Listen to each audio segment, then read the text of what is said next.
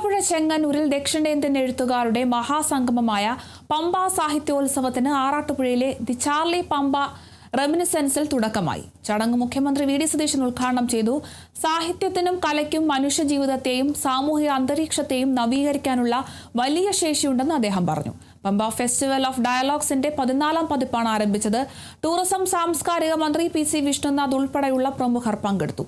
South Indian writers എൻസൈമ്പിൾ സംഘടിപ്പിക്കുന്ന ഫെസ്റ്റിവലിൽ വിവിധ ഭാഷകളിലെ എഴുത്തുകാർ, കവികൾ, വിവർത്തകർ, ചലച്ചിത്ര നാടക പ്രവർത്തകർ, ഗവേഷകർ, കലാകാരന്മാർ എന്നിവർ പങ്കെടുക്കും. മനുഷ്യൻ ഒരുപാട് പുതിയ കാലങ്ങളിലേക്ക് പോകുന്നുണ്ട് എങ്കിലും, മനുഷ്യൻ ഒരുപാട് കണ്ടുപിടുത്തങ്ങൾ നടക്കുന്നുണ്ടെങ്കിലും ഇത് നോളജ് എക്സ്പ്ലോഷന്റെ കാലമാണ്. വിജ്ഞാന വിസ്ഫോടനം നടക്കുന്ന കാലമാണ്.